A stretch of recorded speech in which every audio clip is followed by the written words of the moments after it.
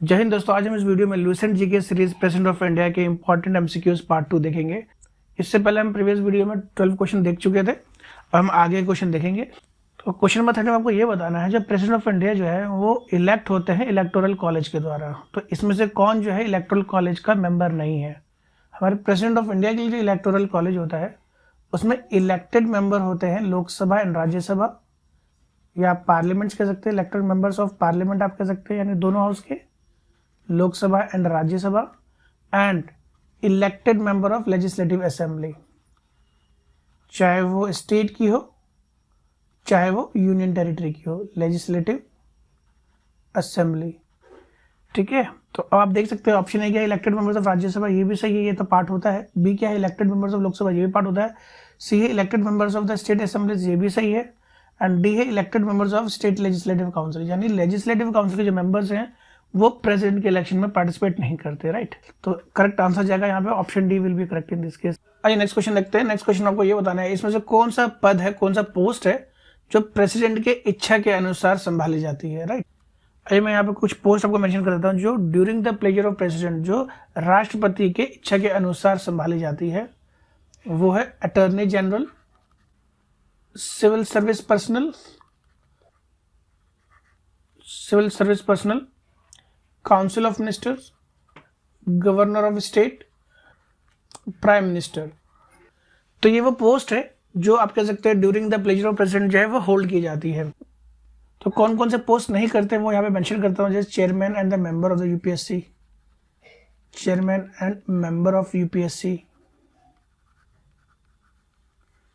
ठीक है, फिर चीफ इलेक्शन कमिश्नर की हम लोग बात करें, चीफ इलेक्शन कमिश्नर की बात करें, फिर चीफ जस्टिस ऑफ इंडिया की बात करें, फिर वाइस प्रेसिडेंट की बात करें। ये वो पोस्ट है जो राष्ट्रपति की इच्छा के अनुसार नहीं संभाली जाती है, राइट। आइए नेक्स्ट क्वेश्चन आपको बताना है, जो प्रेसिडेंट है वो किसके द्वारा इलेक्ट किए जाते हैं। तो एक सिस्टम के द्वारा इलेक्ट किए जाते हैं जिसको हम लोग कहते हैं सिंगल ट्रांसफरेबल वोट सिस्टम। जो कैंडिडेट जो होते हैं प्रेसिडेंट के, उसके अंदर प्रेफरेंस लिस्ट शेयर होती है, candidates A B C D. तो इसमें ये होता है कि अगर कोई कैंडिडेट ए को वोट जाना है, अगर ए को वोट नहीं मिला, नहीं जीत पाया, तो वो वोट बी को चला जाएगा। एक प्रेफरेंस देते हैं, इसी को कहते हैं सिंगल ट्रांसफरेबल वोट। ठीक है, यहाँ पे ऐसा नहीं होता है कि जो इलेक्टोरल कॉलेज के मेंबर्स होते हैं वो सिर्फ एक ही पर्सन को वोट देंगे, बाकी भी मेंबर्स के लिए वोट देते हैं, बट वहाँ पे प्रेफरेंस ऑर्डर करते हैं। इसी को सिंगल ट्रांसफरेबल वोट सिस्टम कहा जाता है। तो ऑप्शन बी जो है इसका करेक्ट चला जाएगा। नेक्स्ट क्वेश्चन देखते हैं, जब प्रेसिडेंट की ऑफिस जो है वैकेंट हो जाती है ना, वैकेंट किस किस बेसिस पे हो सकती है, तो इसके कई सारे रीजंस हो सकते हैं। Resignation could be the reason for that, removal, death, ये कुछ रीजंस हो सकते हैं। जब प्रेसिडेंट की जो ऑफिस है वैकेंट हो जाती है तो कितने दिन में फिल होने चाहिए, तो 183 डेज यानी 6 मंथ के अंदर अंदर उसको इलेक्ट कर करके वो ऑफिस को फिल करना मैंडेटरी है एज पर द कॉन्स्टिट्यूशन। ये आपको ध्यान देना है।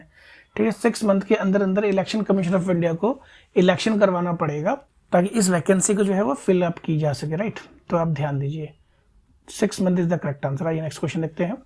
नेक्स्ट क्वेश्चन आपको ये बताना है, इसमें से कौन सा आर्टिकल है जो प्रेसिडेंट को ये ऑथराइज देता है कि वो प्रोविजन बना सके, गवर्नर जो है स्पेशल सर्कमस्टांसेस के अंदर अपने ड्यूटी को डिस्चार्ज कर सके, राइट। तो अब जैसे हम लोग बात करते हैं इसमें आर्टिकल 162, आर्टिकल 162 जो है ये एग्जीक्यूटिव पावर ऑफ स्टेट से रिलेटेड है, राइट। तो यहाँ पे आप गवर्नर प्रेसिडेंट की बात नहीं करी जा रही, एग्जीक्यूटिव पावर की यहाँ पे बात की जा रही है। अगर आर्टिकल 165 की बात करें तो ये गवर्नर को ये पावर देता है कि वो अपॉइंट कर सकते हैं एडवोकेट जनरल ऑफ स्टेट। ठीक है, एडवोकेट जनरल ऑफ स्टेट की बात की जा रही है। नेक्स्ट है आर्टिकल 310। ये जो आर्टिकल 310 है काफी इंपॉर्टेंट है, इसी को हम लोग डॉक्ट्राइन ऑफ प्लेजर भी कहते हैं। जैसा अभी हमने थोड़ी देर पहले डॉक्ट्राइन ऑफ प्लेजर के ऊपर क्वेश्चन भी किया था, तो ये कहाँ पे मेंशन है, ये आर्टिकल 310 में मेंशन है। जैसा आपको बताया भी था, सुप्रीम कोर्ट के जज, high court, auditor general, chief election commissioner, chairman and member of UPSC, वो प्रेसिडेंट के ऊपर डिपेंडेंट नहीं होते, ये इंडिपेंडेंट होते हैं। तो अब यहाँ पे बच गया आर्टिकल 160। तो आर्टिकल 160 जो है बेसिकली वो ये बताता है कि जो राष्ट्रपति जो है एक प्रोविजन बना सकते हैं जिससे गवर्नर जो है अपने ड्यूटी को डिस्चार्ज कर सके। तो आप देख सकते हो यहाँ पे आर्टिकल 160 एज मेंशन, जब प्रेसिडेंट को अगर लगेगा तो वो ऐसे प्रोविजन बना सकते हैं ताकि जो गवर्नर जो है किसी पार्टिकुलर स्टेट में कोई ऐसी अगर सिचुएशन क्रिएट हो जाए तो वो अपनी ड्यूटी को डिस्चार्ज कर सकते हैं। तो ये ध्यान देना। आइए नेक्स्ट क्वेश्चन देखते हैं। इस क्वेश्चन में आपको ये बताना है, प्रेसिडेंट को जो इम्पीच किया जाता है किसके द्वारा किया जाता है, ये ऑलरेडी हमने प्रीवियस वीडियो में डिस्कस कर लिया है ना। ये जो स्टार्ट जो होता है इधर हाउस ऑफ द पार्लियामेंट में होता है, ठीक है, 1/4 of the member both Lok Sabha and Rajya Sabha दोनों से, वहाँ पे रिजोल्यूशन पास होता है, उसके बाद नोटिस जाता है 14th डे का हमारे राष्ट्रपति को, उसके बाद हियरिंग होती है, प्रोसीडिंग्स होती है, फाइनली जो है उसके बाद 2/3 मेंबर्स की रिक्वायरमेंट होती है, उसके बाद दोनों हाउस के द्वारा है ना प्रेसिडेंट को इम्पीच किया जा सकता है। तो ऑप्शन डी जो है इसका कट चला जाएगा।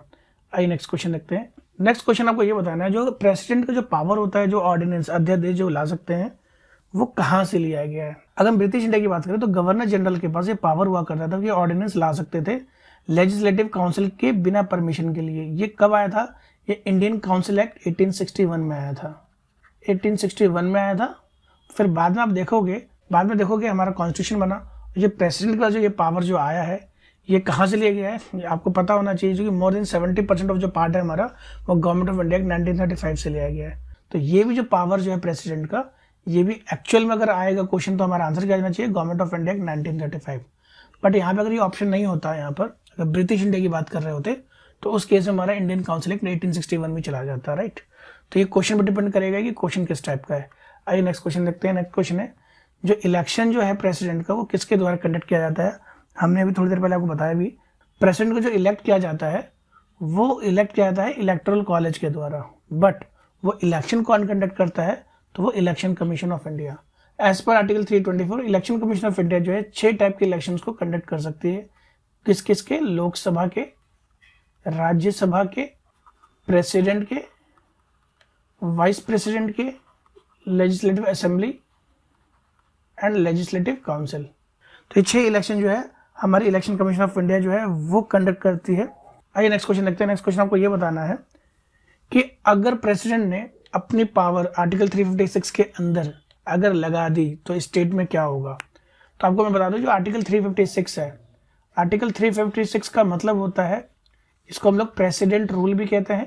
मैं यहाँ पे मेंशन कर दूं प्रेसिडेंट रूल।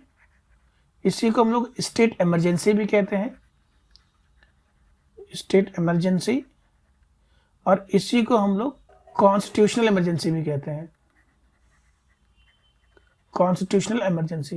ये नेम है, नेम दिया गया है आर्टिकल 356 को, ये ध्यान देना। अब जब ये लगाया जाता है तो 2 मंथ के अंदर जो है पार्लियामेंट का अप्रूवल चाहिए। अगर अप्रूवल मिला तो इमरजेंसी जो होगी स्टेट इमरजेंसी लगी रहेगी, अदरवाइज ये लैप्स हो जाएगी, ठीक है।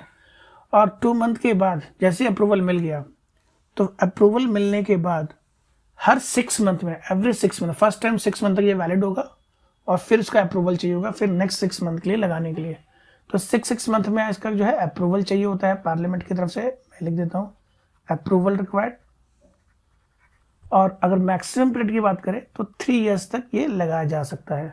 जैसे ही स्टेट में से लगाया जाता है तो स्टेट लेजिस्लेचर को सस्पेंड कर दिया जाता है, यानी कानून जो है अब स्टेट लेजिस्लेचर में नहीं बनाएगा, अब उनके बिहाफ पे कौन बनाता है, वो पार्लियामेंट बनाता है। तो आप देख सकते हैं यहाँ पे ऑप्शंस में, ऑप्शन बी में देखो क्लियरली मेंशन्ड है the power of legislature of that state shall be accessible by under the authority of the parliament. So option B will be correct in this case. आइए next question देखते हैं। Next आपको ये बताना है अगर president and vice president दोनों की पोस्ट जो है वो वैकेंट हो जाए तो उस केस में प्रेसिडेंट की ड्यूटी कौन परफॉर्म करेगा। तो इसका करेक्ट आंसर जाएगा that is chief justice of India.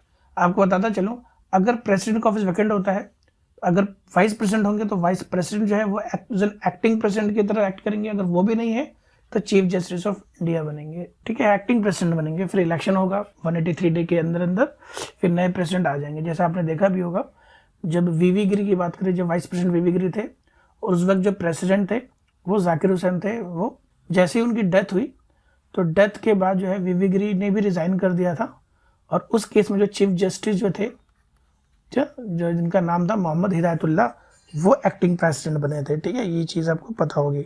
आपको ये पता ही होना चाहिए जो चीफ जस्टिस ऑफ इंडिया जो है सीनियर मोस्ट जज होते हैं किसके अंदर, हमारे सुप्रीम कोर्ट के अंदर, ठीक है। अगर ये भी नहीं रहेंगे तो किनको चांस मिलेगा, सीनियर मोस्ट जज को मिलेगा, ठीक है। तो डिपेंड करता है सिचुएशन पे। तो स्टूडेंट्स ये था प्रेसिडेंट ऑफ इंडिया से रिलेटेड कुछ इंपॉर्टेंट क्वेश्चंस। अब नेक्स्ट वीडियो में हम न्यू टॉपिक के साथ और important questions specially in the Lucent GK series में लेकर के आएंगे। तो dear students see you in the next video, till then bye bye.